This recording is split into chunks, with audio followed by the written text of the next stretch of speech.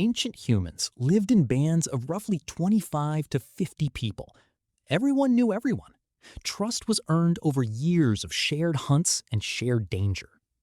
Anthropologist Robin Dunbar studied primate brain size versus group size and proposed a hard ceiling on human relationships, now called Dunbar's number, estimating around 150 as the maximum number of stable social relationships one human brain can meaningfully track.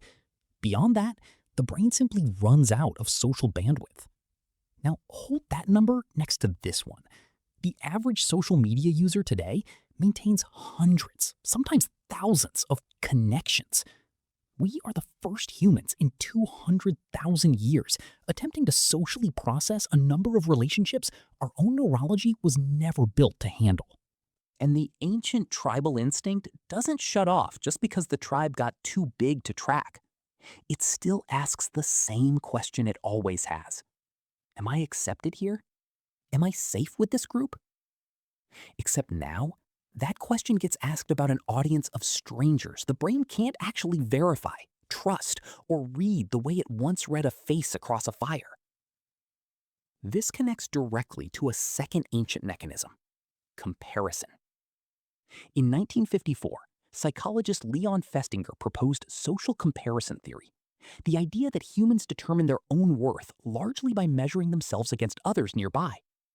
In an ancient tribe, nearby meant a few dozen people, the best hunter you personally knew, the strongest warrior in your own camp. Today, nearby means a global feed. Your brain's ancient comparison circuitry, calibrated for a village, is now being fed a curated highlight reel of the wealthiest, most attractive, most successful people on the entire planet, delivered directly to your pocket every day. This single mismatch may explain more modern dissatisfaction than almost any other factor, not because people today have less. By nearly every measure, food, safety, medicine, opportunity, modern humans have vastly more than their ancestors ever did. But because the internal yardstick used to measure enough was built for a world of 30 people, not 8 billion. There's real experimental weight behind this.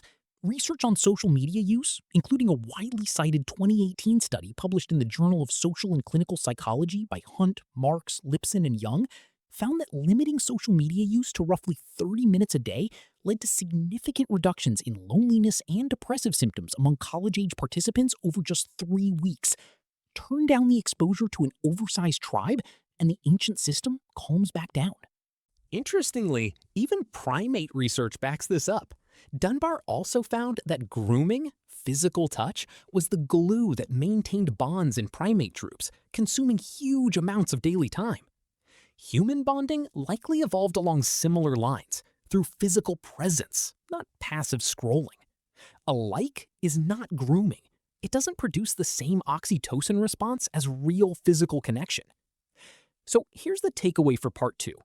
Your brain still runs tribal software, built for 25 people, a ceiling around 150, and a comparison pool the size of a village.